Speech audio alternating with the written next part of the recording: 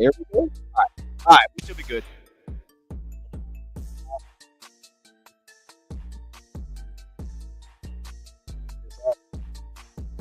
That sounded crazy. Yo, we're live.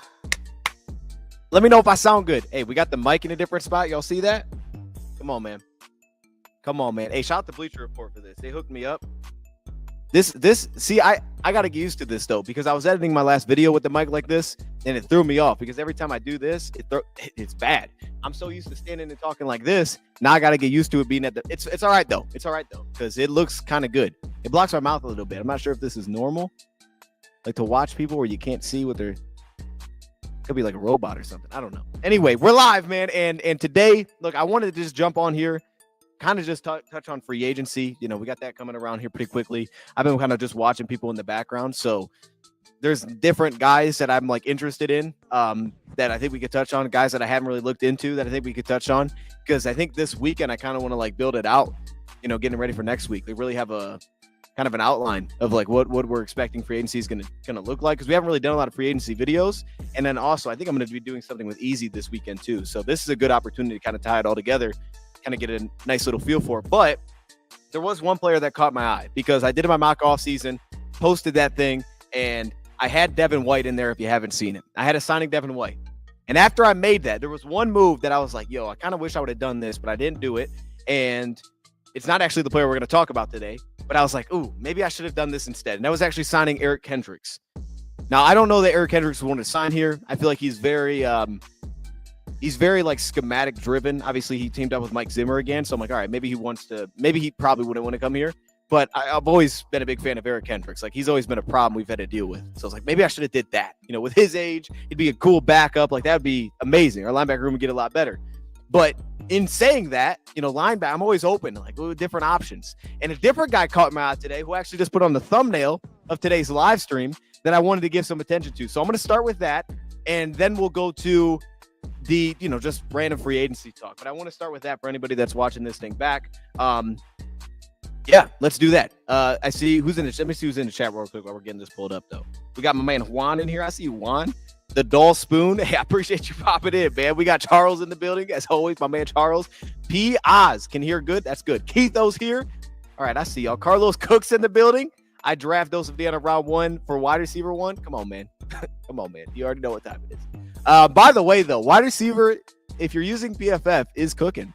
Wide receiver with the first pick is like a real thing now, because PFF like lets them fall now. So it's like, well, if you want to take a receiver, hey, Pro Football Focus might just give you one.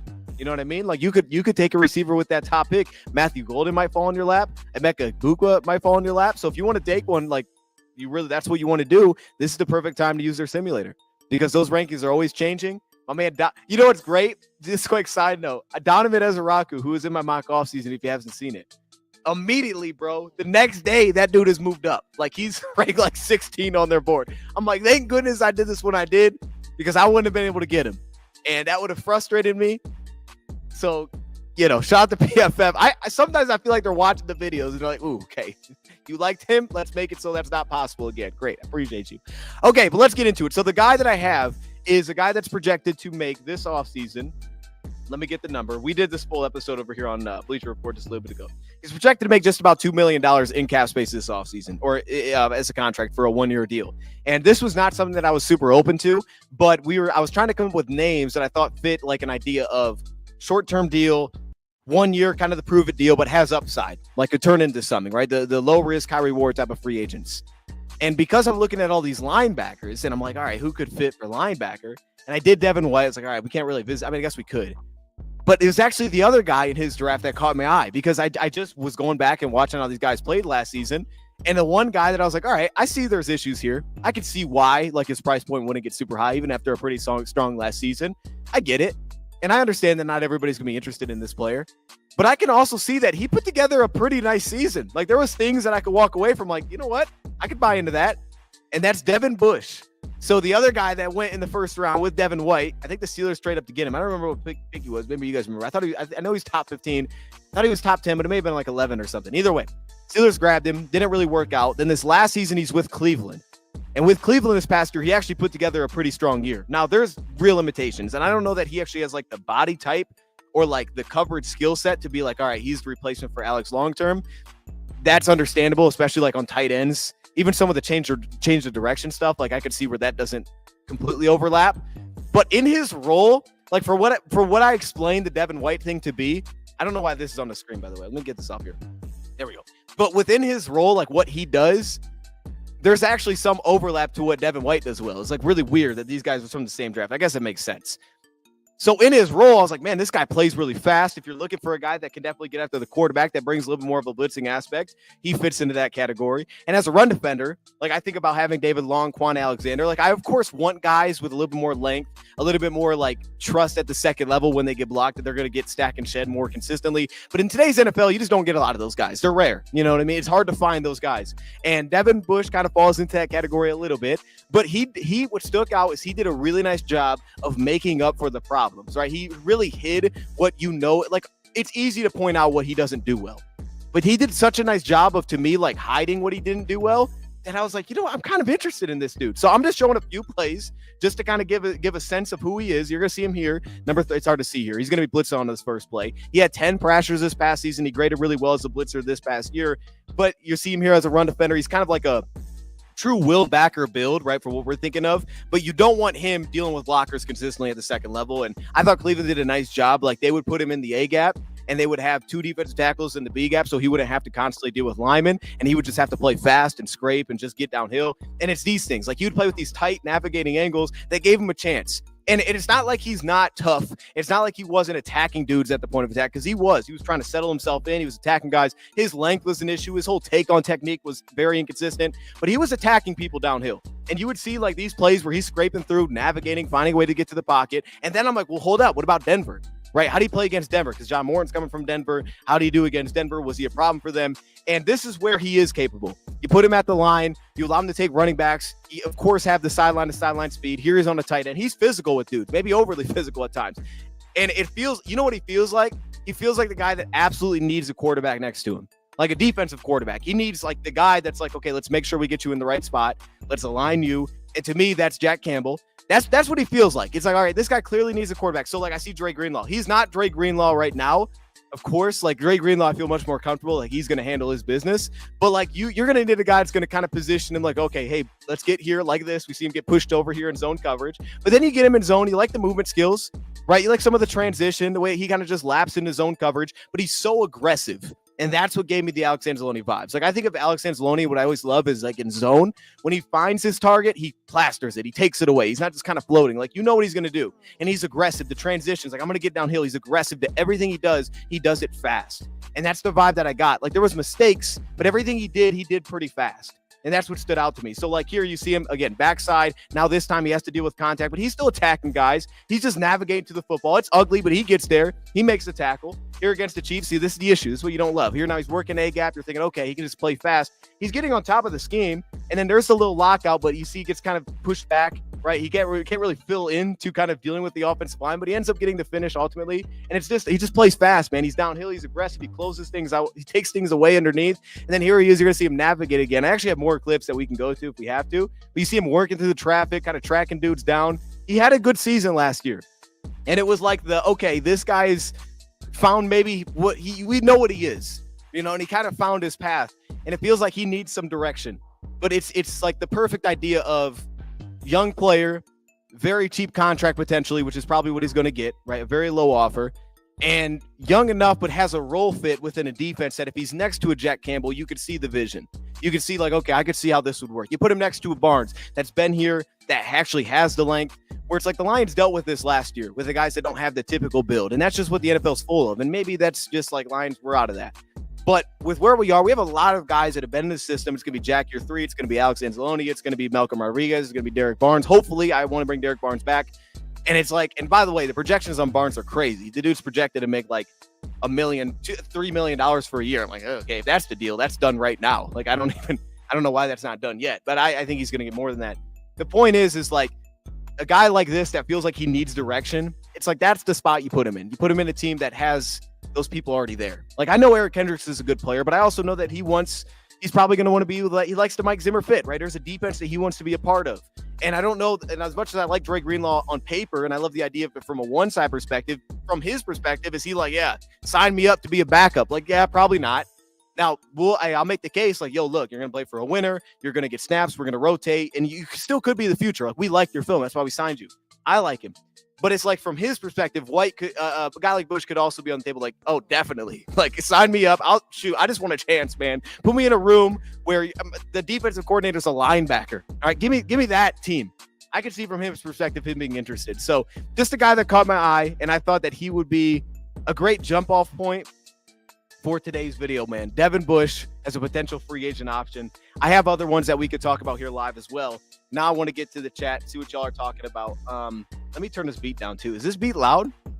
Honestly, I don't know. See, StreamYard's got some new options now. They got like different not themes, but different things that you can throw up on the screen, like different scenes.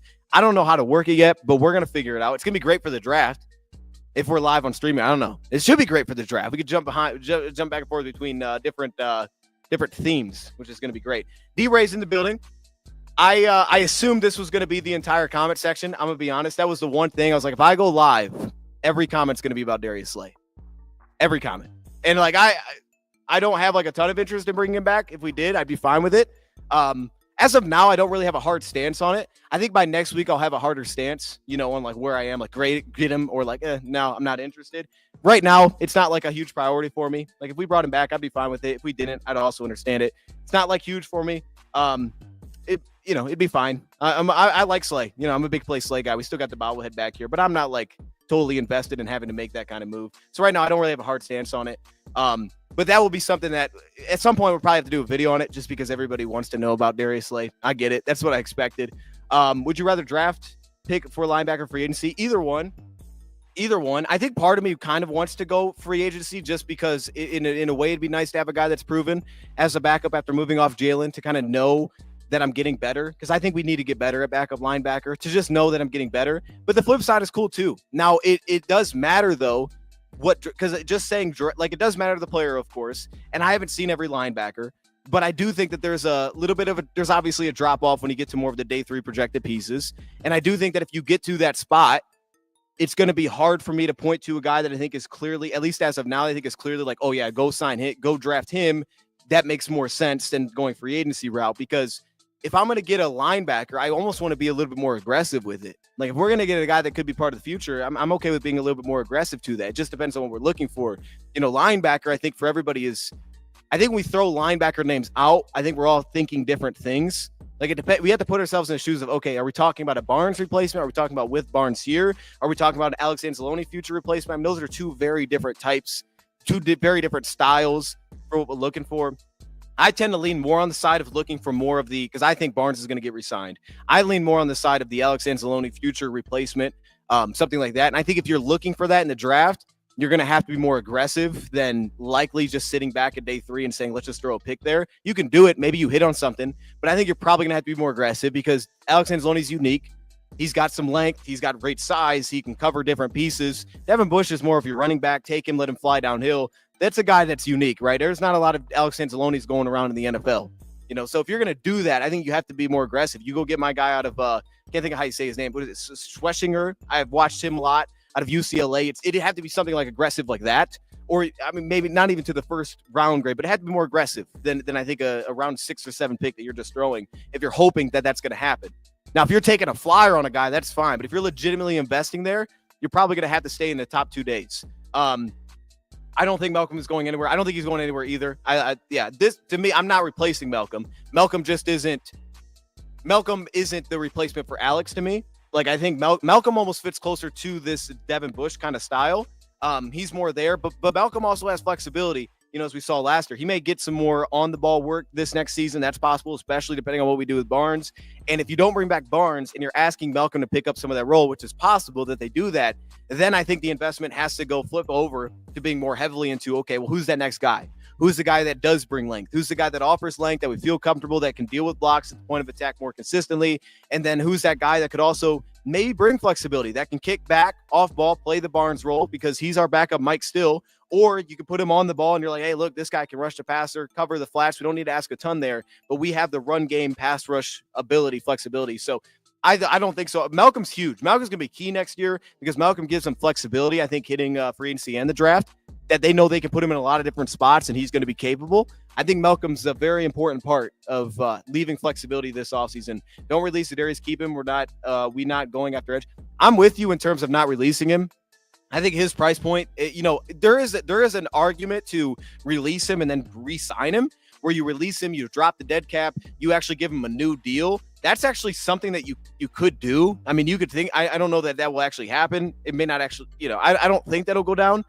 But if we're just like living in the world of keep him or leave him on his current deal, and that's the only two options, I lean on keeping him on his current deal. But that still doesn't keep me away from adding edge rusher help. I'm still with that. Now, the aggression levels can definitely now vary, where you can go from kind of like the Joseph Osai route that I went in free agency. You don't have to obviously go the big money route. I don't think we need to do that. But then it can still vary in the draft. And I think that helps you because it puts us back in that spot of what we all, I think, are hoping for, which is, just take best player available. That's what we want to do. So keeping Zadarius opens that door where you can go, when we go first round, we could wait, we could go round 4. I mean, we go anywhere then at that point if we keep him around. I think that's what's super valuable about it. But I would still be on board with adding an edge at some point, even if Zadarius is here. Like, I wouldn't cross it off of like wish list of like, I would like to add another piece here. I'd still want to add another piece. Would you draft Campbell out of Alabama? So I actually have a video on Jahad Campbell. If you haven't seen that, I would check that out. I like Jahad Campbell. I think, so I was thinking about this. I can actually pull up my report, but Jahad Campbell to me is one of the most well-rounded players that I've watched to this point. I think Jahad Campbell is a very versatile player. I like him a lot at off-ball linebacker. I think there's obviously capabilities to step on the ball, rush the passer. He did it back in high school, did a little bit with Bama. I didn't think it stood out with Bama, but he's got the background to do it. I think he's one of the most well-rounded players. I don't know what he's great at, and I think that's going to be the question. We've seen him kind of creep into top 10, and I think that's fair. I understand, honestly, why people have him graded as a top 15 player in this draft, because his traits are so well-rounded. He's really good at a lot of different things. It's just, for the Lions, it's figuring out what he's elite at. And I don't know what that is right now. And I think also for the Lions, trading up is not something that I would necessarily do with him. But I think to get the most out of him, I want him more off the ball. I don't look at him as like, oh, he's the pass rushing animal that you want to just put on the line. I don't see that. I know he has that background. I don't think that's what he's best at. I think to get the most out of Campbell long-term, you want him off the ball. You want him to develop in terms of adding the awareness and the football intelligence that has room to grow, because he's so young. I mean, the guy's a 3-year junior, if I'm remembering correctly on top of my head. So I like him. He's not a top player like that for me as of now. Like, I don't have him where a lot of other people do, but I do like the player a lot. I like him a lot. Would I draft him? If he was sitting there at 28, depending on what the rest of the board looked like, yeah, I'd consider it. Would he likely be my top target? Probably not, but I'd consider it. Making sure what that was. Would you bring in Javon Kinlaw? Probably not. I'm going to be honest. What I know of Javon Kinlaw, obviously I need to go dive into that. What I know of Kinlaw, no. I mean, I liked Kinlaw a lot when he was coming out, but he's got so many issues against the run that no, I probably wouldn't. I assume that Aleem's going to miss some time to begin the season. I think there's a lot of routes you can go with that. I understand this thinking because especially for pass rush upside, I completely understand this. And I also can understand looking more free agency for this than draft, because you're not really looking for a replacement for Aleem McNeil. You're just looking for a guy that can help out in the meantime. I would probably go a different direction, but I would like to go this direction. But this also is a huge reason I like to bring Levi back. And especially if Levi's going to get a deal that's what is projected, which is more short-term because of the injury background, I'm telling you, the projected idea of 2 years, $8.25 million per year is something I would absolutely do. And I would make that happen. It's when it gets to the idea of, oh, you have to go 3+ years, or you have to go $10+ million a year for Levi. Then I'd start to be like, wait a minute, let's think about this. But if he truly was getting that kind of number, I would have that done as the Lions. If he wants to come back, if both sides are agreeing to a 2-year deal, Levi Onwuzurike would be back. Because I'd be like, yo, earlier you're kicking inside. You're going to handle business next to Reader. Later in the year, we'll put you back at defensive end or wherever we want to play you. But you're coming back. I would absolutely do that. If it's a Milton Williams price point, which is what he's projected to get because of the year that he just had, then I would probably like, all right, let's consider different options. Like, I'm not paying you for that. Okay. But like, I would definitely get it done at what he's expected to get. Would you draft Jahad Campbell? I just read that. Who's the best cornerback in the league right now? Probably dude from Denver. I can't think of his name, but probably dude from Denver. Like, for most teams, he's so well-rounded that I think most teams could just pick him up, put him in play, and he'd be awesome. So probably, I can't think of his name. Dude out of Alabama. Probably him. Is anyone looking for rental properties for the draft? I'm definitely am. I mean, well, I'll say this: we may end up getting up there at some point as a group. Not for me individually, but as a group, we may end up being there. So, Donkey Kong, if you got a spot, let me know, man. I'll send it over to the guys. Did you see CD3's tweet today about not making a mistake twice? I did not. Carlton Davis. I'm gonna check it out. Is it like football related, or is it just like super like vague, and we're trying to figure out and interpret what it means? It sounds like it's more of that. But I'm gonna check it out right now, as long as he didn't delete it. Carlton Davis. Let's see. I didn't even know he honestly had a Twitter or an X or whatever the heck we call it. Is he the one with the lot? What is his? What is his X? C Murda. Oh, C Murda. Okay. I won't make the same mistake twice. If you want your defense upgraded, you all know who to pay. Turn on the tape. Hey, hold up. That does sound very specific. Hold up. I haven't seen this. He posted this today. I won't make the same mistake twice. If you want your defense upgraded, you all know to pay. Turn on the tape. I wonder. I mean, it feels like it's got to be referring to the Lions, right? But it's like he didn't have control. It's not like he signed here. He got traded here. So that's not like a mistake that he made. If you want your defense upgraded, y'all know who to pay. Turn on the tape. I mean, if he's referring to the Lions, which I mean, it would make sense. I wouldn't think he's talking about Tampa Bay. Like that'd be such a random tweet to throw out there. Like, yo, Tampa. I mean, I guess Tampa's the team that traded him. So, I mean, they did pay him, but like he was ending his deal. So maybe he's talking about Tampa.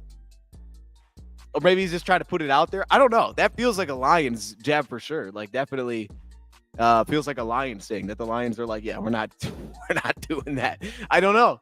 That feels like a Lions thing though. I haven't seen that. That's a good one. Yeah, what do y'all think about that? I'm gonna throw that on the screen. I haven't seen that. I mean, if I'm just seeing this, like that makes me think that he's not going to be re-signed. I don't make too much about it, but that's what it feels like. I mean, that's what it feels like for sure. But it's not a mistake that he made because he didn't. It's not like he chose to be a Lion. You know what I mean? Like unless he's saying like mentally, like, oh, I thought I was going to be here. That was a mistake. Maybe it's that. But I wouldn't think like he didn't make the mistake. You know what I mean? He got traded here.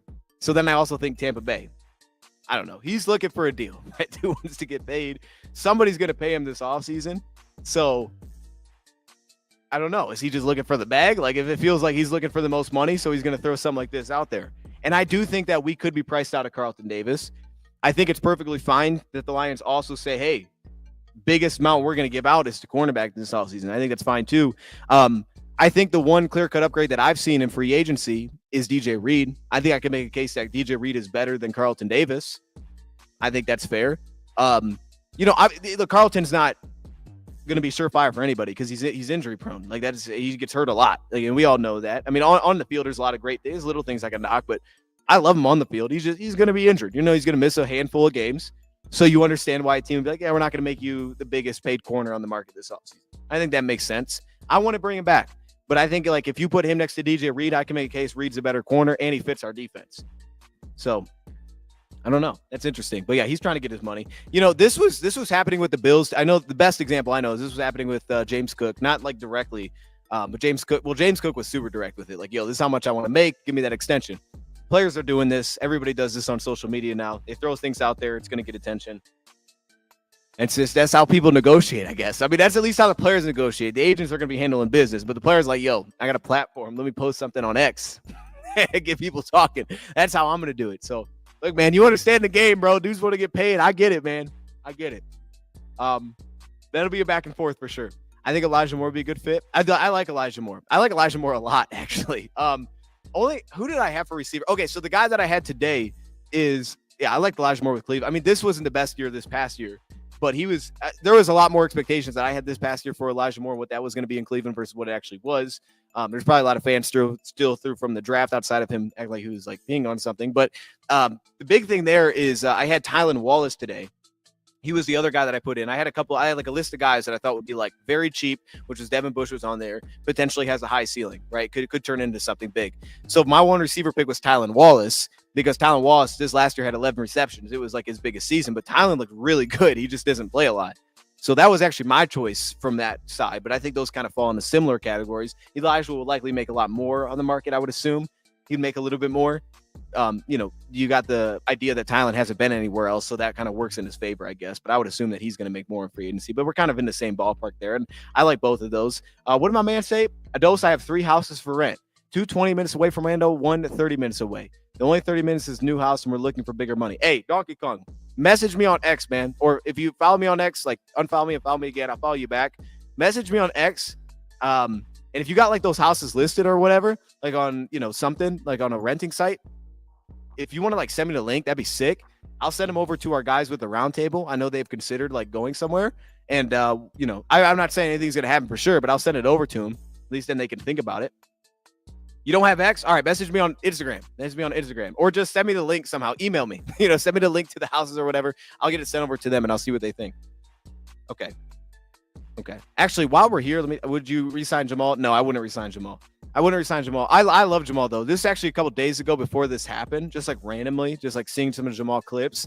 Like, man, I miss Jamal Williams. Like, the dude was awesome. It's so unfortunate that whole like weird situation turned out the way that it did. Where we're at, I wouldn't sign him. I don't think it makes sense. Obviously, he wasn't very productive with New Orleans either, which is why they're moving off him. They also are in a way worse spot offensively. So it speaks to how well the Lions built their team because of what they got out of Jamal versus what New Orleans did is massive. I mean, he looked horrible with New Orleans.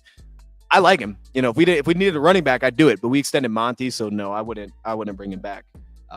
There's like I wouldn't know what to do with him at that point. I'd be like, yeah, dude, I don't know how you're gonna play. You're here though. We like having you here. The energy's good. It's like, nah, dude, go find a spot that they'll actually play you, hopefully. Have you watched some of the corners coming from college? I've watched a few. I think if we don't resign Carlton, corner 1 is a possibility. Corner round 1's a possibility. I think so too. I think corner 1 is definitely, or cornerback in round 1 is definitely on the table. Let me pull up the thing. I think it's on the table. I think Hairston is going to be potentially a first-round pick out of Kentucky. I think he could be someone that the Lions could consider. Obviously, he ran the quickest 40 time, which I think put him on the radar, but the dude's movement skills are awesome. I think for him, I think it was like a willingness to like step down and tackle that kind of pulled me back from a little bit, but I think he could end up being a first-round pick potentially. I haven't watched all these guys up here. Darian Porter doesn't feel like a Lion to me. Azareye'h Thomas or Azarai, I don't know how you say dude's name. The dude, Azarai, you got to say like the I in there somehow. Him out of Thomas, he could be a first-round pick. I can see him getting up there as well. Those were the kind of guys that felt like first-round picks to me from what I've seen, the little that I've watched. Haven't watched enough of Revel or Amos. Amos didn't feel round 1. He kind of felt just on the outside of me. Neither did Revel, but Revel just has the size and all those traits that could get him into round 1. Like someone could love that. I know I think Charles in the chat loves Revel. I haven't watched him enough to make a strong statement on him. So in fairness, Benjamin Morrison out of Notre Dame is a heavy man corner. He could be a fit stylistically. I could see that round 1, maybe not, but I could see him stylistically as a fit. So I think it's on the table. I guess it just depends on who falls. But I think most likely Hairston would be that guy if someone was going to be the guy. Would you not be mad to lose to free agent? Who would you not be mad to lose? Wow, that's tough, man. I'd not be mad about. I mean, I want to bring back all these dudes, so that's a good question. Let me pull it up real quick. Let me pull up the list. Not be mad. Like I want to bring. I don't think I'd be. Gosh, I don't even want to say Iffy because if we lose Iffy, that dude's gonna be a stud somewhere. Like he just needs to get on the field. Like that's. So I wouldn't be mad because I'd understand if he needs to get on the field. I'd be upset if we lost Barnes. I think he fits here better than everywhere else. I'd be pretty upset if we lost Levi, but I get it. Like I would understand it. Because I would say Levi to an extent. If Levi gets paid a certain number, it'd be kind of like the Jonah Jackson thing a little bit. I like Levi more than I think I like Jonah when he became a free agent. But I think there's kind of the same principle where it's like there's a price where I'd be like, okay, I understand what we didn't. I just think that defensive tackle / defensive end is more valuable from a price tag perspective than it is with guard with Jonah. I think it's very hard to find those guys. So I don't know if there's a good one, man. I don't know if there's a good one that I just wouldn't be upset about losing. I mean, some of the like lesser names. I think I could say Carlton. I want to get Carlton back. I want to invest in corner heavily, but I think Carlton, maybe Carlton, just because I think he's truly a guy that could be overpaid or not. I don't want to say overpaid, but he's a guy that could get paid a ton. Like he could be one of the highest paid corners this off. He could be the highest paid corner, and he's going to have teams around the league that I think would be interested. We now have guys like Aaron Glenn who could absolutely want to bring him in. So he might be the guy just because his price tag. Jamal to Miami because we need a short yard back. There you go. To Miami. And y'all had Chris Brooks, man. Like y'all had Chris Brooks in Miami, and then it's like you let him go to Green Bay. They shouldn't have done that. I don't like seeing that. That was your short yardage back. Let him go to dang Green Bay, man. That would be good, though. That'd be good. Yeah, get him into warm weather. You know what I mean? They got to bring that energy out of him. And Miami needs to do something, man. They need to do something. All right, Nick Bolton. Nah, I wouldn't bring a Bolton. He costs too much, bro. That's all that is for me. He just costs too much. You know, I don't want to. I love Nick Bolton. Like, he's been awesome. And I'm just like, I don't know if I want to pay him and then know I have to pay Jack Campbell eventually here. It's the price tag for me on Bolton. Plus, if I bring him in, he's not like he would kind of have to start, but at the same time, he wouldn't really be able to start because of Alex and Jack Campbell. So I'd be like, it's just the timelines don't match up, to be honest. Like, if it was a year removed, if it was a year later and you didn't have Alex, then maybe I can make the case like, all right, well, we're not paying Jack yet, so we can do it. But because they're both still here, I don't think the timelines line up for Nick Bolton. Great player, though. I like Darius Slayton, too. I've always liked Slayton. Always liked him in the trade deadlines. Never gets moved. I just assume that's something that's not going to happen. Montgomery's a very good short yardage back. He's awesome. I love Monty.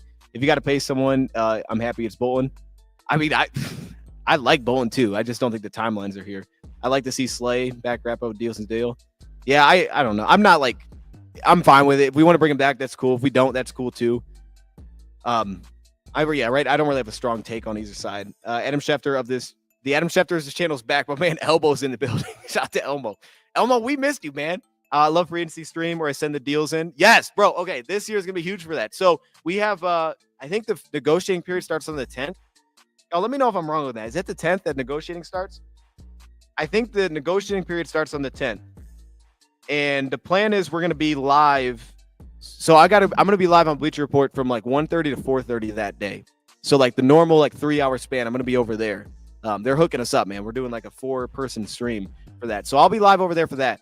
Outside of that, though, we'll probably be live over here for a lot of it, kind of like we were last year, which is why this weekend I'm hoping to have like some sort of either live stream or video or something, kind of just like a list of guys to keep an eye on.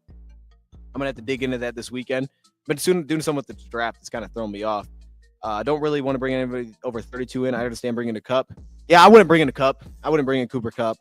He's probably going to get released. I would assume he's just going to get let go. I definitely wouldn't trade for him. I mean, I wouldn't trade for him. Would I sign him? I guess I'd think about it. But yeah, I mean, if I could just sign him as a free agent where I give him like very little money, then there is something. If I had to trade for him, I wouldn't trade for him. Paulson Adebo is a great player, man. He's a great player. Yeah, there's options at corner. Like if the Lions lose their dude, I like Paulson Adebo. I don't hate that either. And he's a fit, right? He's a schematic fit, heavy man guy, big press guy. There's a lot of cornerback options in free agency. You know where there's not a lot of options is tight end. Tight end's garbage for free agency. Cornerback's loaded. Tight end's garbage. Like, bro, I can't find a dang dude at tight end.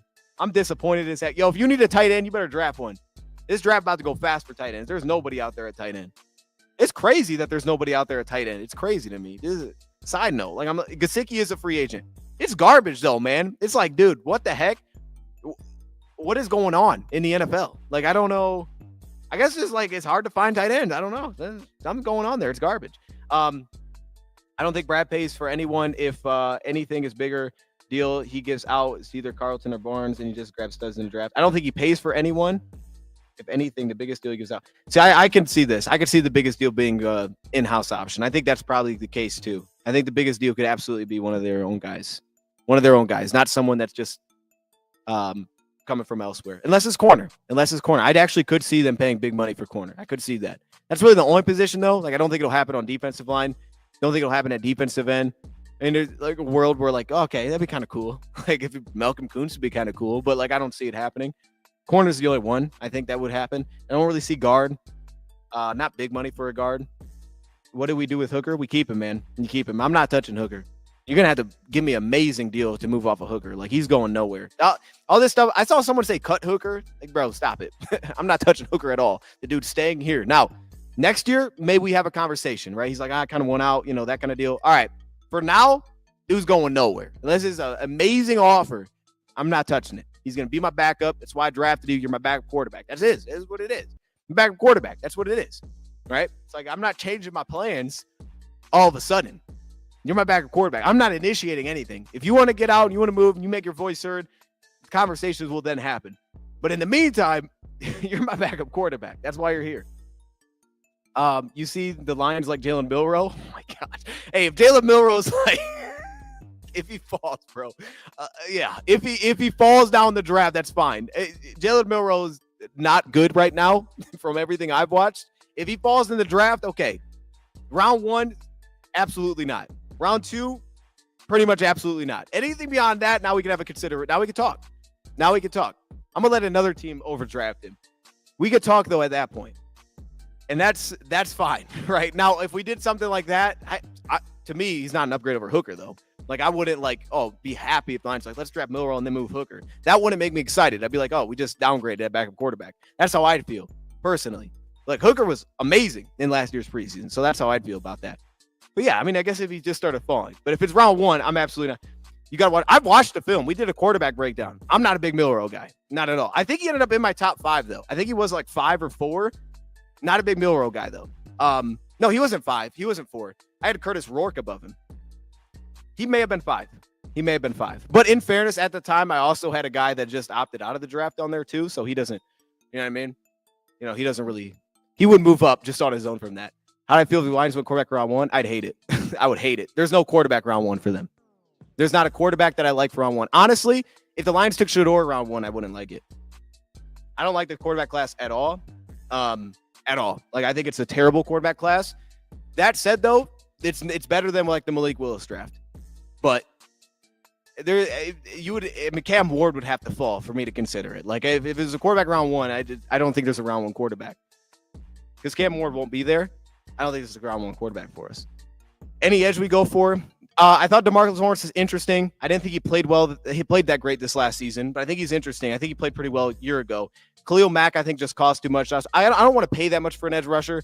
I think if that mix, Marcus Lawrence is the most interesting because I think he could actually fit. If I'm remembering correctly, though, from watching, I think last year was kind of rough for him. The year before was much better.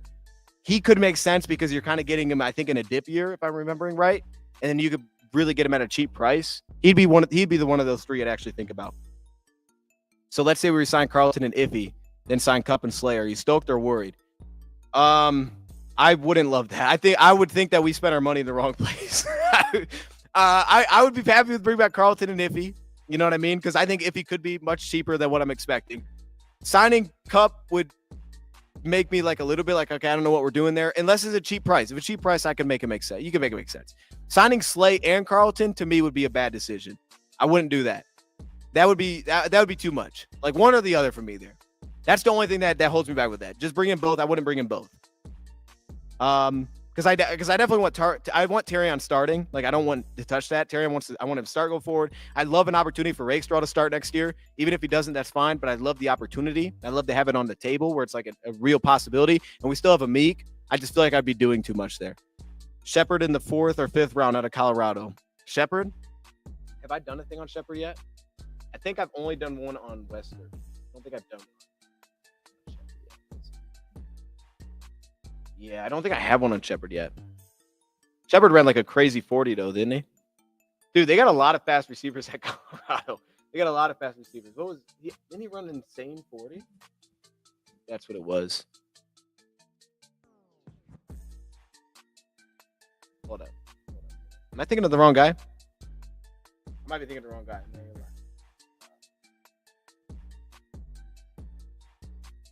You ran a 4.46. Okay. No, that's not crazy. That's not crazy. You ran a 4.46. No, that's reasonable. That's reasonable. Okay. I'm thinking of the wrong guy.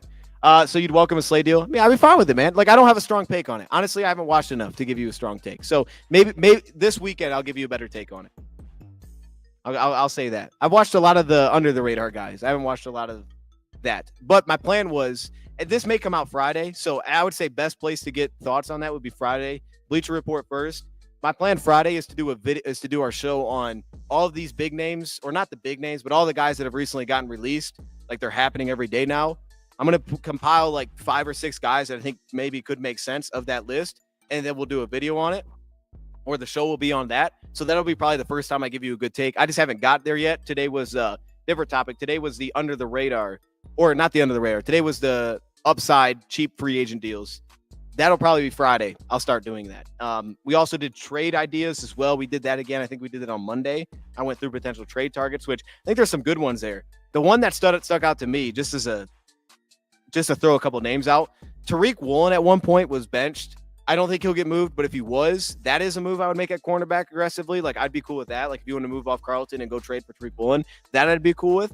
And then the other one was more of a giving up kind of nothing kind of deal. Like, yeah, maybe if we threw you like one of our 7th or something, it'd be David Ojabo from Baltimore, because there actually was some good that he put together last season. Not Jalen Milroe, comp for me is Jalen Hurts. Definitely overrated. Wait. I'm missing something here. Robertson's a keeper. Yeah. Robertson's a keeper for sure. I'd be cool with giving him an extension at some point. Not to think negative, but who's the first player to fall off? Like the way that Amani had 6 picks and disappeared. Ooh, fall off next year? First player to fall off. Yeah, hopefully nobody. I hope not, man. Yeah, that'd be unfortunate. So we know Jalen is going to be moved on from. I would say Jalen. I want to say he fell off, but it wasn't great last year. First guy to fall off. Is there anybody even in a spot to fall off? Like, I feel like the only, like Graham, I want to say Graham fell off, but it wasn't great last year. So I feel like Graham was probably the closest thing to that last year. And then I don't want to say, like, Alex would be a potential candidate for that, but I hope not, because we really need him to be great. So Alex would probably be next up. Maybe Za'Darius because of his age. Like, if you kept him and he was just not the same this year, like, maybe that's possible, because he wasn't a great run defender. So if he was like you told me he took a step back as a pass rusher, that's on the table. I could see that being a thing. Outside of that, I don't know, man. I thought Frank Ragnow was going to, and then he was just awesome, like at the end of last season. So he turned that around pretty quick. Hopefully none of these dudes, man. Bring Jonah Jackson back. Bring him back. Well, he just moved to the Bears, man. The Bears are out here making trades. They traded for him, which, good for them, I guess. Clearly Ben liked Jonah. He's comfortable with him. I wouldn't have done it just because the price tag, not because the draft pick. I wouldn't have traded for him because he cost too much. He got overpaid. He got overpaid with the Bears, or not the Bears, with the Rams. That's why I didn't, he had the injuries. He was moving around last year. He had to play center. It wasn't a good year for him. But, like, you could have made sense if the price tag was less. Like, all right, it was a bad year last year. The dude is getting paid too much money. He got overpaid by the Rams initially.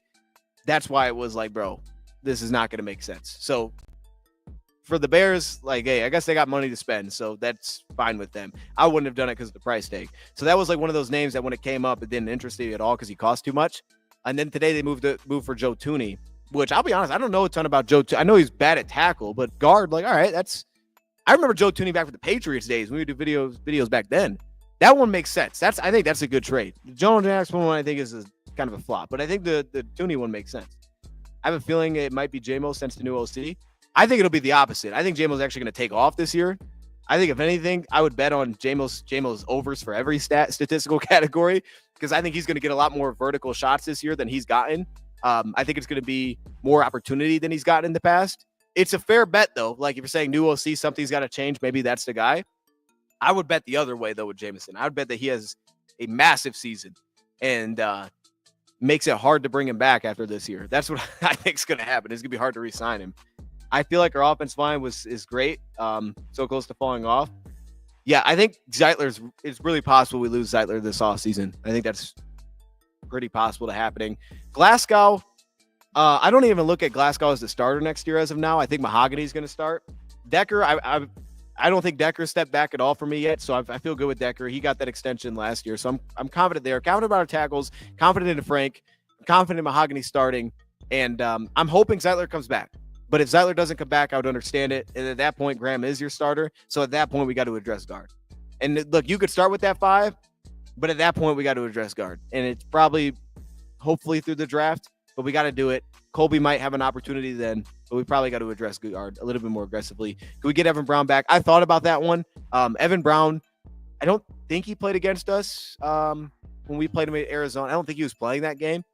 Evan Brown did do pretty nice at guard, though, last year. I don't think I would do it, because I don't think he'd want to come back, because I don't think he'd be a surefire upgrade over Graham Glasgow. Like, I don't think he'd solidify himself as an upgrade over Graham, at least from what I have seen from him this past year. So I wouldn't do it. Like, if I was going to go free agency, I either wanted like a absolute upgrade, or I want a guy that's just like comfortable with being a backup, and that's kind of his role. I'd want one of the two. I don't think that he's an upgrade over Graham necessarily, so I don't think I'd be like super interested in doing it, but hey, man, I like Evan Brown. I just don't know if he'd want to come back. I don't think he'd be on board for that. Who drafts Genty? I think Genty, if I had to guess right now, I think he goes top 10. I think if I was guessing right now, I think Genty goes top 10. because I think that I think there's a like a handful of great players at the top, like maybe 2 or 3, and then I think it falls off a little bit pretty quickly. So I think he gets himself into the top 10. I think other teams seeing what the running backs have done, someone's going to love that, jump on it, and they're going to take him. And the one name that I thought was super interesting was the Raiders. If I had to guess the team in the top 10, it'd be the Raiders. I've heard that name because, they drafted Rashad Penny in the first round with Pete Carroll. I forgot they did that. That would be a team that I could see doing something like that. They don't have any running backs. Like, they had Amir Abdullah was their dude. Like, they don't have any running backs. They could do it. Brown could play center too. I'm a fan of him. You know what I mean? Losing Evan Brown was tough. We lost Evan Brown. It was tough. I just don't think he'd be interested in coming back. I'm guessing Cowgirls draft Genty. Cowboys, they got to be the favorite. They got to be the betting favorite. Hope my Steelers do what it takes to get Kenneth Grant. What are they, 21? Or they're in that like range, right? 21 something. What if Ben Johnson on the Bears? That sounded crazy. I'm sorry. What if Ben Johnson tries to replicate what he did with Gibbs and traded for Genty? I could see them too. I could see them taking Genty too. Absolutely. Now, I don't think Genty is Gibbs, right? Like, I don't think you're saying that, but like, I definitely don't think he's Jahmyr Gibbs. But I could see him taking a running back. I think what's most likely is he's going to take a tackle. I think he's most likely because he's spending his money on guard right now. They spent a lot for Jonah. They spent money on Tooney. My guess is he's going to come first. He's going to go in first round. He's going to draft the tackle. He's going to flip it with Darnell Wright. And they're going to try to do what the Lions were able to do because their O-line was closer. He's going to try to get it won't be Penei Sewell, but he's going to try to do that because tackle's pretty loaded in the first round. Guard doesn't have a lot of high picks likely unless you're taking a tackle and moving him to guard. And also you don't want to use pick 11 on a guard usually. So my guess is he's going to go and take a tackle with his top pick. Kenneth Grant, Brad, make it happen, move up. I'm not on board with moving up for Kenneth Grant as of now. Like, he hasn't gotten there for me, but maybe I'll get there at some point. I haven't gotten there to move up for Grant yet, to have conviction on saying we should do that. Raiders need a quarterback and a running back. They do have Aiden O'Connell, so they do got a guy. You know what I mean? I don't know. Bears need 5 new starters the offensive line. They do. Well, they'll have Wright. Wright will start. They won't touch that. They touch both. They've hit both their guards. I don't know if they have a center actually under contract. I'm trying to let me see who's their center. I think they're just going to take a tackle. I think that's what their first pick's going to be, which will be good. Like, that makes sense. They have weapons. They're moving off of Everett, which is good. They had some bad. Look, I didn't like some of their signings last year, but Swift was really good for him. Credit to him. Their center is Coleman Shelton. No, he's a free agent. He's under contract. They need a center too. They still need a center. I know Jenkins is a free agent. Don't think they'll touch that. Braxton Jones, Corinne Amagaji, they're probably going to view those guys both as backups. They're not going to draft the center at the top. So I guess if they think one of those are starters, they can draft the running back and then go get a center later. I think they'll take a tackle. I think he's going to go Ben Johnson knows he needs an O-line. I think he's going to go ultra aggressive at O-line. I'm down to trade up for Will Johnson.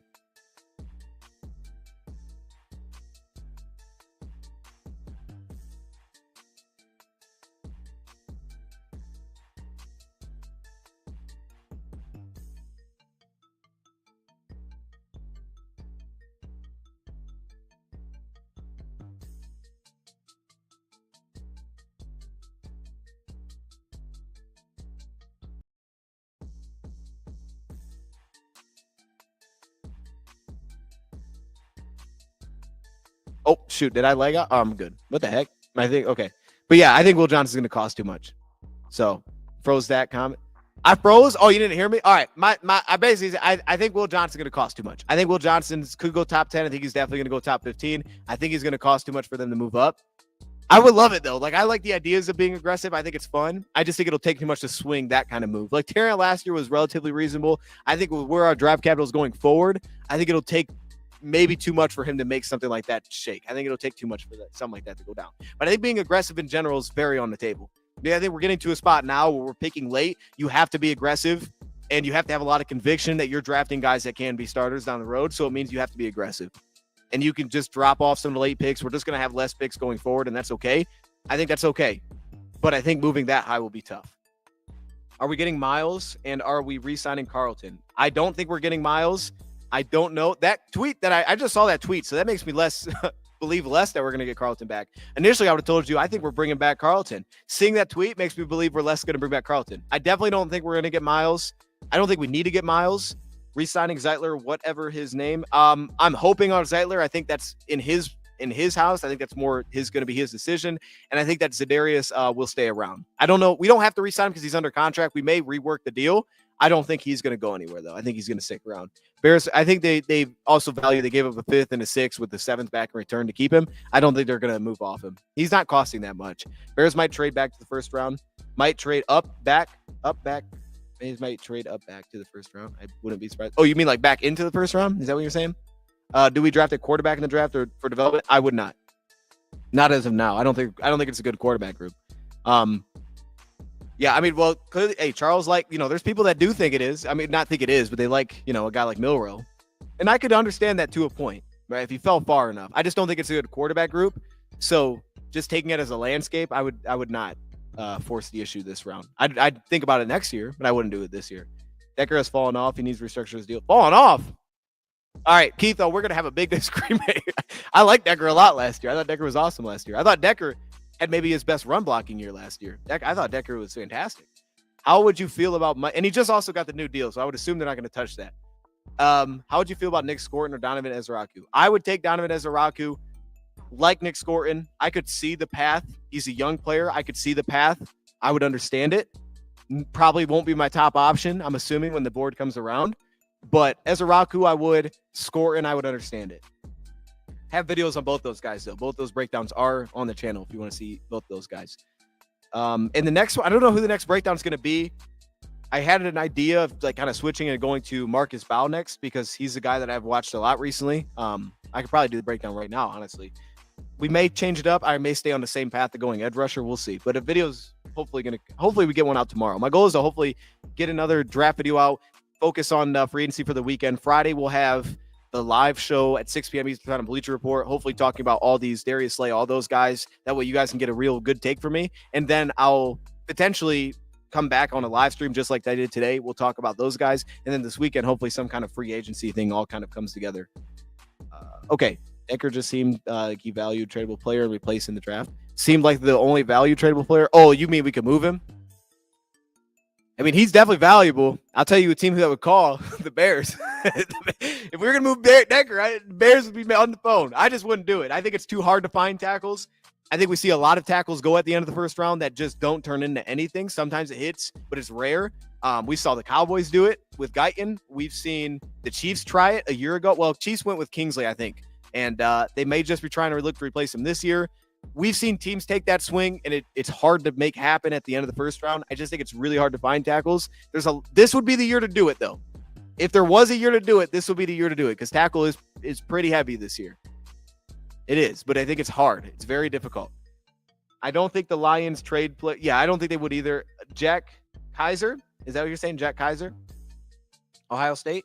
You don't. Or wait, that's not Ohio State. That's Notre Dame, right? You don't. Oh my gosh, my thing's messed up. Hold up. Okay. Would you sign Wagner? I would. If Wagner wanted to come to the Lions, I would sign Bobby Wagner. if Bobby Wagner wanted to be a Lion, I would sign Bobby Wagner. Absolutely, I'd pay him. Will we say sign Slay? Okay, I see that. All right. Look, man, I should have honestly. Hey, I'm gonna title Friday's show. Should we sign Darius Slay? That'll be Friday's show. All right, I got y'all. Okay, Friday's show will be titled that. I'll write that down. Okay, that is absolutely what we'll dive into. Will we sign him though? If I had to guess, no. Right now, I'd say no. I don't think we will. Ask Coach Campbell to suit up. That's a possibility. Would you rather pay DJ Reed than Carlton? No, but I would. I think there's a case for it. Would I rather sign him? No, but would I be okay if they did? Yes. I'd rather just bring Carlton back. And I have not got into Chris Poo Paul yet. I haven't got into Chris Paul yet, so I don't know really anything about him, to be honest. The Chiefs, since Eric Fisher left tackle, have been a disaster. They have been a disaster. Well, Eric Fisher was the 1 pick, right? Like he was number 1 pick of the draft. It's hard to find him, man. Who will we extend? J-Mo, Kirby, Brian Branch, Aiden. All four. All 4 will get extended. Well, I don't know about Jay. Jay will be the only one I'm not sure on. At least not yet. I think it'd be smart to do it now because I think he's going to take off. But someone said they're concerned, right? They're like, hey, I think he'd take a step back. I think Zach said that. So, I could see them being patient. The other 3, in time, will eventually all get done. Those 3 will, I think, no doubt happen. I think Kirby will happen this offseason. I don't know. Aiden, that'll happen at some point. Like that's at some point it's going to happen. We know that's going to go down. Brian Branch, we'll see. But I think those 3 are locks. J-Mo is the only one that maybe doesn't. would you be cool drafting Campbell? I would be cool with it. Like, I'm not convicted like some people are, like they believe like he's that dude. I don't think he's that dude, but I do think that he's a very good player, and he's one of my most well-rounded players that I have. And like I said, there's a video on it. If you drafted Jahad Campbell, I want him playing off the ball. I want him playing off the ball, and you obviously have an opportunity where you can kind of let him kind of dabble around in the different roles, but I think he has the potential to be special off the ball in time. And I think it's actually a really good spot because if you drafted him, which I'm not mad at, I like him a lot. If you were able to draft, I don't think I'd trade up for him as of now, but if we drafted him, it'd be a great opportunity because he'd have an opportunity to develop in the areas I think need developed by actually just being around Jack Campbell and Alex Anzalone. Like, you wouldn't have to throw him into that fire right away. So it'd be a good opportunity to actually allow him to learn rather than like immediately throwing him into that. Cause I think that's where he needs the most growth. I don't know how big his impact would actually be year one. Like, I don't think there's other guys that can have a much bigger impact year one, but long term, I'd definitely get it. Love to get Carlton back, price right, 100%. Now, bro, I don't think J-Mo's going anywhere. Replying to someone's comment. Oh, okay, I got you. No, I think it was someone else that said that. I think it was someone else that, I don't think he said he was going somewhere, but he was like, he could maybe take the step back if somebody does. What if we drafted Tyler Booker? I would love Tyler Booker. Yeah, I think he was in our last mock-off season. Tyler Booker was. So if we drafted Tyler Booker, I'd be happy. Can we get him in the second round like I did? Probably not. He's probably going to be a round 1 pick. Can we get him at 28?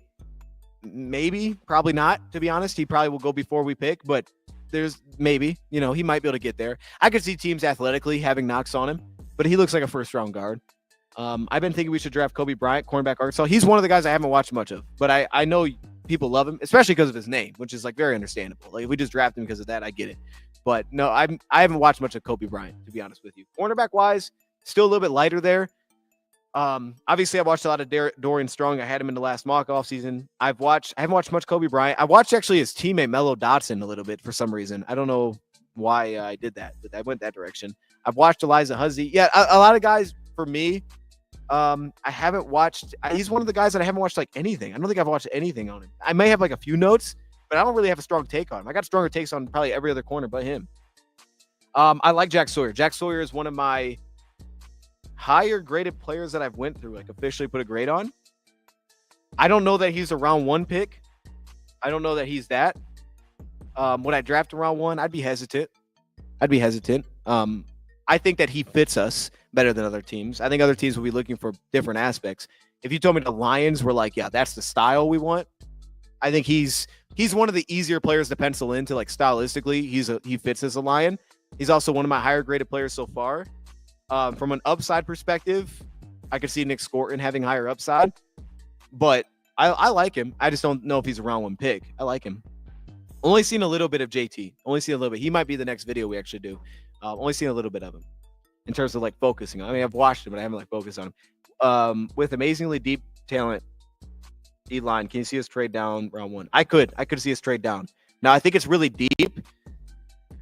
I think that's a good way to put it because I do think that first round, it's kind of hard to figure out like who's elite as edge rushers. And there's so many like different types that I don't think there's clear-cut elite edge rushers. I don't think Shamar Stewart's elite. I think he has very fantastic attributes, but I don't think he's clear-cut elite. I think it's more what you're saying, trade down, that's where it's heavy, and you find your pick that you like. You find the guy that fits you, and I think that's what this is going to be about. I don't think there's a great clear-cut order right now down the line. I think James Pearson will go round 1. I think he'll be probably top 20. I think, obviously, Abdul Carter will go as a top edge rusher. I think beyond that, it's kind of open. I think Mike Green will get probably in the top 20. Outside of that, I think it's kind of all up in the air to whoever feels like that's our guy. So you just have to be smart in navigating that board, which will mean that there will be guys that are taken, I think, that'll be considered reaches. Like a team will take an edge, and people will say it's a reach. Other people will say it's great. I think that's how this is going to go once you get beyond the top 3, maybe even beyond the top 2. I think Rakestraw is ready for cornerback 2 or 3 if he doesn't come back. I think the pass should be there. I don't think you should force him into that role, but having a Meek allows him to potentially work into that spot. I think he's a starting level player. So, I'm a big Rakestraw guy, and it's easy. And I do this. I do this where like, you kind of forget about him a little bit. You're like, all right, what about who's the next guy? Who's got to be the next choice? And realistically, I mean, the Lions drafted him, and I think they have the same love for him that I did. I mean, I thought he was the first round guy. So I I'm big on Rakestraw. If the Lions said, "Hey, we want Rakestraw to start next year," be like, "Good, I'm fired up for it. Let's go. I want to see him on the field too." Guy was awesome in training camp. He barely played in the regular season, and he gave up some receptions, but man, he could test the heck out of him. I want to see the dude play. I want to see him play. And if you told me, like, it gets me excited. Like, if you told me he's started next year with Terrion, inside or outside, I'd be like, that's amazing. I can't wait to see it happen. Do you think we'll trade for any wide receivers or free agents? I personally don't think we should or will. I think we could sign one. I don't think we'll trade for a receiver because the only real guy that I think is probably going to get actually traded is DK Metcalf. Maybe Kupp. I don't think he will. Only guy I could actually think getting traded is DK. I don't think we'll make that a big investment because we'll have to re-sign him. I think DK would be awesome, but I don't think we will because we'll have to give him a new deal. He wants to play for a contender, though. So I think we may sign one. I think Tim Patrick will be re-signed. He already has a connection. I think he's kind of a lock to be re-signed. He's already connected with John Morton, so I think he will be brought back, even though he didn't play with Morton. Outside of that, I can still see us signing somebody. I just don't think it'll be a big move. Like, I don't think we'll make a big risk splashy signing for a receiver, but I could see us making a move. Like, I made moves at receiver at both of my mock off seasons, but they were both like mid to lower tier moves. I could see something like that going down. I could absolutely see a prove it deal at receiver happening, but I don't see like a significant move happening at receiver. Zeitler prove reliable? I think the Lions, my guess is the Lions absolutely want Zeitler back. I think it's purely on his end. Does he even want to keep playing football? Does he want to be in Detroit to retire? Like, I think it's all on his end. Yeah, I would give him a raise, honestly. Like, I'd pay him more than he was making last year. So I'm with you, Omar. Like, I'd pay him. I don't think the Lions have any issue with paying him. And I think they know. I think the Lions know their flexibility is right now. Like, their cap space right now is where they have choices. So you're in a spot where you can give more money to Zeitler.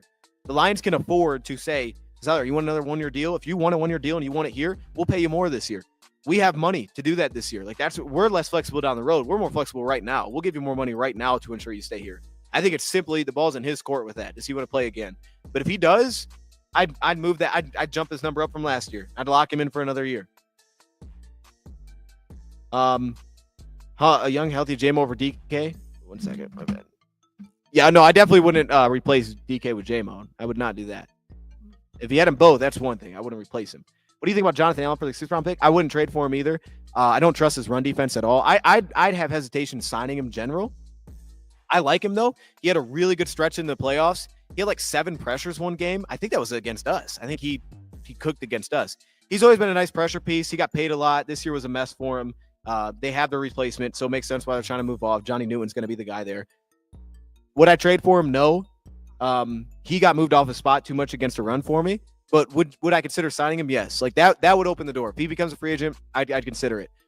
I honestly still think he'd probably outprice us in free agency because we had heard that he was kind of in a conversation for that trade with Washington, which to me tells me there's going to be plenty of interest on the market. Defense tackles get paid that can get after the quarterback. I would prefer and I don't know what Levi's deal is going to get to. I think he's going to get paid more than projections. I would prefer paying that same money you could give to Josh or to Allen. I would just give it to Levi. Like, I would way prefer that, even if it costs more to get Levi back. I'd prefer doing that rather than getting Allen. But I definitely wouldn't consider it. I don't think I would even consider a trade for him. I would think about it on the market, depending on what that number gets to. The Jets would. Oh, okay. I missed a couple here. Tyler Lockett's cool. He'll be in the video Friday. Whatever he's on the list. I wrote down a couple that's for sure going to be on there. We're going to have Slay in it. We're going to have Lockett. We may have Kendall Fuller. Draymond Jones, maybe. He's a consideration because he plays edge. We also may talk about Charles Omenihu, even though that's not like in the same, area, but he may be in there too. I've already done a thing on Cooper Kupp, so I don't want to do Cooper Kupp again. The Jets would likely have major interest in Tim Patrick and Lions don't sign him. I could see that too. Jets GM, Michael's organization. Yeah, I could see that, man. I would get it done. I don't see why the Lions wouldn't get it done. But again, ball might be back in his court, though, because from Tim Patrick, why would I go to the Jets? And look, I know I'm a Lions fan, so I'm biased, but like, why the heck would I go to the Jets? Like, bro, we literally don't have a quarterback. And this is not the year to not have a quarterback. There's like, you don't have options. They don't have the one pick. They don't have options. Because Sam Darnold might be, I don't know why he would go there, but, maybe. I don't know why he'd go there, but maybe. I don't know. But I get it. Like, I would. He's coming off a nice year. I was kind of shocked that we got him. Like I knew he was coming off of injuries, but dude had a good preseason. Like he was really good in the preseason before he got here with the Broncos. Would you sign Stephon Diggs? I would not. Not because he's coming off an ACL, just because I think he'll cost too much. Hey, I respect dudes go off the ACL injury. I got newfound respect for those guys. But I wouldn't sign him just because, one, he didn't produce much with Houston even when he was healthy. Not to the extent I think they were hoping. I don't think we need to pay that much for a receiver in number one. The only reason I think it could make sense is because we could get him on a short-term deal before it really kicks in with St. Brown and J-Mo, potentially Jameson. If it had to be like 3 years, I definitely wouldn't do it. That'd be the only reason I'd consider it, just because you might have the flexibility to do that kind of thing. But I don't. He just doesn't feel like a fit to me. Like I might be the only one. He doesn't feel like he fits who we are, what we want to be offensively. I just don't feel the fit there really, and I think he's still going to cost too much. How do you think the new offensive coordinator will do? I'm really excited for him. I don't know what you mean by old school necessarily, because he actually got the critics were saying he threw the ball too much. But I guess I don't know. Point is, I'm excited for it. I thought John Morton had a really good resume when we initially brought him in with what he had did in the past, specifically with the Jets when he was the offense coordinator there, because we knew what he was, doing, even though he got fired. And even what he's done since, what he had done with the Raiders. I actually have a full video on John Morton for what I expect it to look like. I'm pretty fired up. When I saw the John Morton, I got to be honest, I'm not lying. When I saw that we hired John Morton, I was excited. I was like, that's awesome. It's sneaky because I kind of forgot about him, but that's awesome because I knew I was excited when we initially brought him in. And it's like, we just don't know what they're doing. Like, we don't point anything to those guys, and we're not, if you're not offensive coordinator, defensive coordinator, head coach, they essentially get no credit. Unless a coach comes out and says that guy did this, we don't know what credit to give to a guy. You know what I mean? So we're kind of just pointing things. We're like, well, maybe he did this. I don't know. We got to just give credit to everything that happened. So from that, I really like the teams that he's been a part of and everything that's happened. What he was a part of with the Raiders, what he did with the Jets, what he was a part of with the Broncos. I like all those things. I think it's going to be good here. I think it's going to be good. There are concerns. I think there's turnover concerns by the numbers. But he said, and he came out like, we got to not turn the ball over. So hearing that kind of gave me some relief. Like, okay, I think that is the primary focus. But I think the offense will look a little bit different. I think there will be some differences in how it looks. My excitement is also through the assistants that we brought in. I think we brought in a lot of good assistants that can hopefully pick up some of the stuff that we lost. Is Bob Quinn still in the Browns? No way we're getting Garrett. Oh, shoot. I don't even know. Yo, is he? I don't even know, man. I don't know. Shout out to the Browns, man. Hey, look. Browns got to make it work financially. Bob Quinn can get that done. You know what I mean? Bob Quinn knows what he's doing. My man Boom's in the building. I see you. Boom. Appreciate you. You don't have to rewind it yet, but yeah, definitely, man. Don't understand this talk about paying receiver $6 million plus.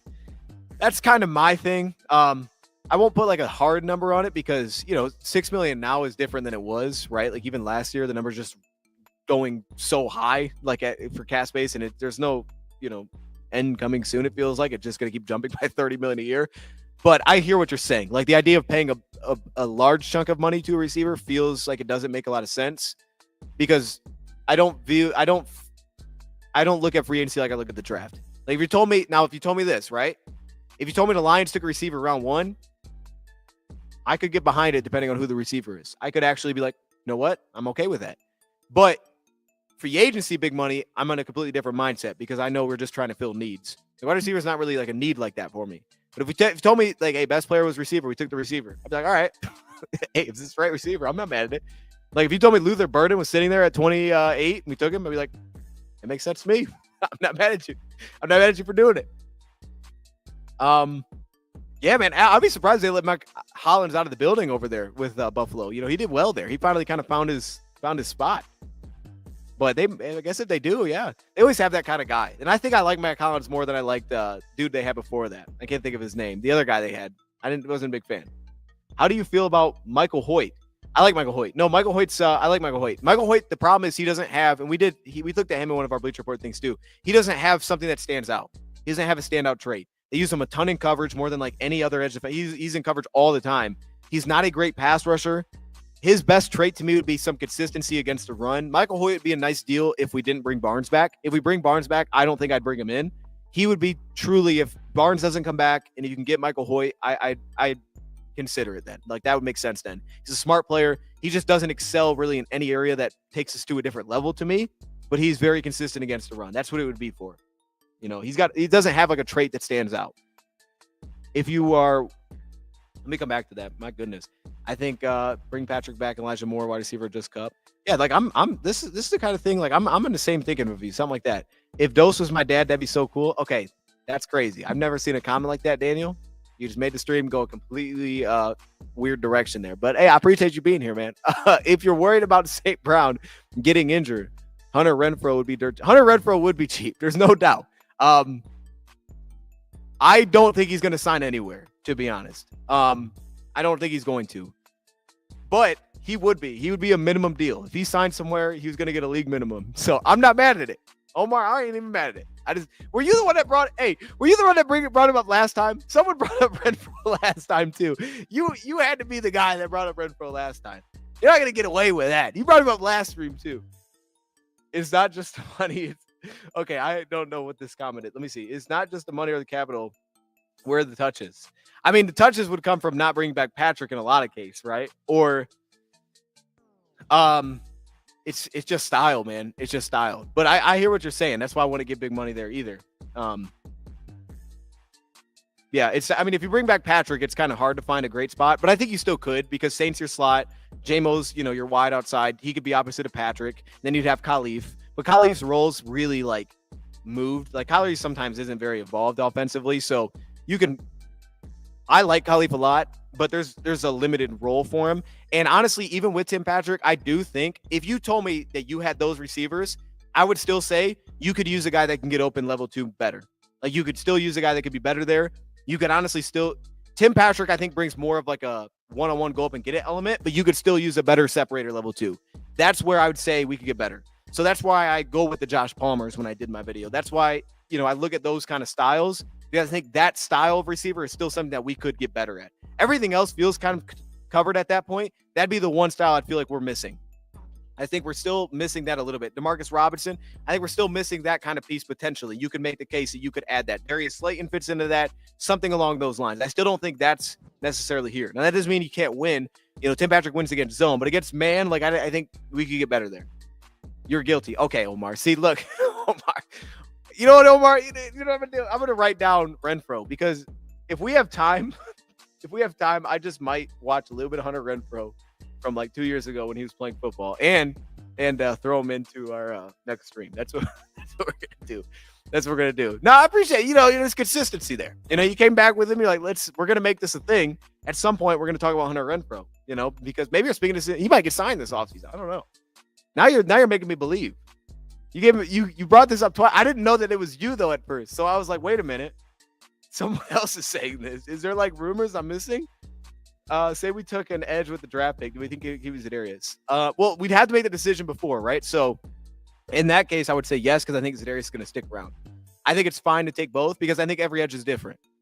And I don't mean that as, and I'm not trying to say that as like, oh, that's a cop-out answer, but like truly, if you went through who's expected to be the top edges drafted, they're so different where it's like most of these guys don't play like Za'Darius, right? There's some that are bigger than Za'Darius and kick inside. There's some that like don't have the size at all like Za'Darius and are going to be more of like your off-ball / on-ball edge rushers. Like there's so much uniqueness to it that I wouldn't say that having Za'Darius takes you out of the market of a first-round edge rusher because they are so unique and because Za'Darius is kind of like a one-year deal. I mean, if he sticks around, he's probably not going to stick around long-term. So that's that. But I did just do my Landon Jackson video, and he did remind me of Za'Darius. So if there was a guy that I think could be like your Za'Darius Smith replacement, and I would rather keep Za'Darius probably just because I know what Za'Darius is going to be as pass rusher, but like style-wise, Landon Jackson gave me a lot of Za'Darius vibes.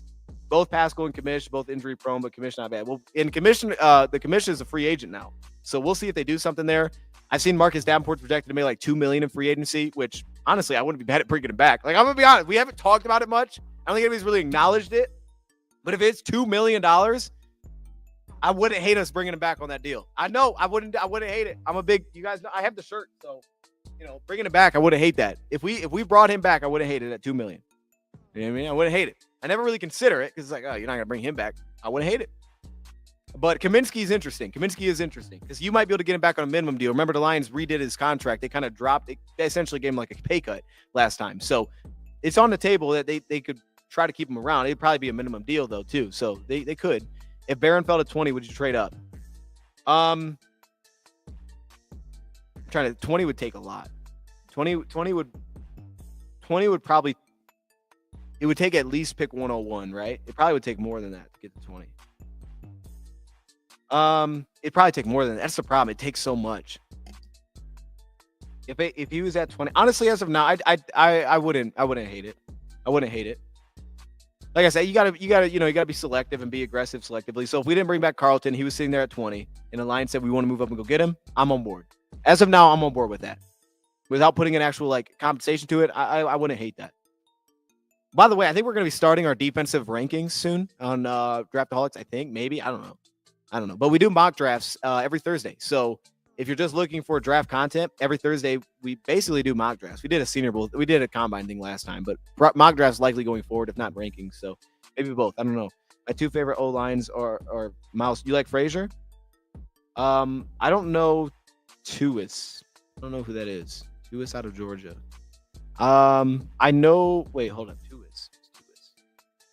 Okay, I don't know who that is, but I know Frazier. Frazier to me is probably going to be a guard. I think it's more realistic where people are putting him now because he didn't have, I didn't think, a good Senior Bowl. And I didn't love his film, honestly, at tackle. I remember not loving it. Or no, take that back. I'm sorry. I'm thinking of the wrong guy. I'm looking at a different list. No, Miles Frazier. I actually do like Miles Frazier. No, take that back. Sorry. Not a tackle. Miles Frazier, probably a day 3 pick. He's a guy that maybe could get to day 2. He's got a case as a power scheme offensive lineman to get to day 2. I do like Miles Frazier. There's limitations, but I do like Miles Frazier. I don't know who Tuis is, though. But I do like Miles Frazier. He's one of my favorites towards the back end. For most people where they project him, he's one of my favorites towards the back end. I'm not big on Tyleik Williams. He probably won't be in my top 5. I don't trust him against the run. I don't think his style is going to translate. Also, Ohio State's been kind of hit and miss with defensive linemen. Like, I'm not letting that like kind of make the decision, but they've been pretty hit and miss with like actually producing interior defensive linemen. I don't trust him translating to the NFL. I don't know who Riley Mills is though. So in fairness, I don't know anything about him. Riley Mills. Yeah, I don't know anything about him. Think the Lions seriously go after Milroe? No, I don't think they do. So if we get 3 signings, offense and 3 defense, I'm going Kupp, Gesicki, and Jamal. Oh my good. I wouldn't sign any of those dudes. Maybe Gesicki. I could see that because you want to route. I could see that. But the other 2, Jamal, what are we doing? We don't need Jamal. Come on, Zach. Like, man, I like Jamal too, bro. You know what I mean? But there's like no spot for him. He wouldn't play. He wouldn't play, man. We signed Carlton, Za'Darius, and Iffy. So you're saying redo Za'Darius because we do got Za'Darius under contract for $5 million this year. Iffy and Carlton. I'm cool with both of those. I wouldn't bring back Jamal though. Like, I like Jamal, but it doesn't. I don't know what he'd do. He would hate it. Be like, Jamal, look, bro, you're not getting snaps. I don't know. I like Frazier too, man. Frazier's a day 3 pick probably, but I like him. Okay. So definitely, guys. What up, Dose? Finally caught it live with lunch break. You're on a lunch break, Travis. What time is it? You working nights or something? Man, it's 8:20 here. I appreciate you joining though. You know what I mean? And we'll probably go live again on Friday. I wanted to get something in today. Probably go live on Friday. So yeah, that's kind of the rundown for this weekend, man. Free agency this weekend. Kind of do an outline of something, live or pre-recorded. We'll do something. And we'll try to follow along throughout this week. There will be a show on Bleacher Report, I think, on the 10th. So tune into that if you have the app. It's going to be like 3 hours. We're going to do just a live reaction to everything that happens. Next couple of days, I'll probably be live over here for that. And then Friday, 6 p.m. Eastern time, I'm going to be on Bleacher Report. We're going to be live. I'm going to go through Darius Slay, those kind of guys. And if you don't see it over there, we'll probably kick back that night, Friday night, and do a show including Darius Slay and all the kind of the recent guys, because I'm sure there's more to come of guys that are going to get cut these next couple of days. So I want to touch on some of the big names that are just going to become available. So that's kind of the plan, man. And then hopefully we get a draft video within there somewhere. I don't know who's going to be the next breakdown, but I kind of like looking at the day 2 picks because I feel like if I go very heavy day 1, everybody kind of has a take already on them. If I go a little bit more day 2, it kind of opens up conversation a little bit more. And day 3 is hard because it doesn't have a lot of nobody really knows who they are. So if I talk about them, it's kind of like, who is this guy? Yeah. Xavier Truss, offensive tackle of Georgia, 6'7". All right. I like that. Offensive line, especially offensive guard, is deeper than I thought. Yeah, well, definitely guys that can move to guard. I don't think there's a lot of great depth in day 3 for guard, like in terms of actually becoming a future starter. But there's definitely tackles that can play guard from what I've seen. From what I've seen so far, but there may be more guards out there that I haven't hit on. You know what I mean? There's definitely a lot of tackles that can play guard though. There will be a lot of movement. There will be a lot of guys that are moving. Nobody really wants Slay over Davis though. No, I definitely don't want that. Only red flag is he got injured, 9 sacks, 43 pressures. Who did I miss? Riley Mills. This year's Yaya Diaby. Okay. Hey, I gotta believe you on that because you were on something there. You were on something with Yaya Diaby, so I gotta buy in. Where'd he go to school? I don't even know where he went to school. Where'd he go to school?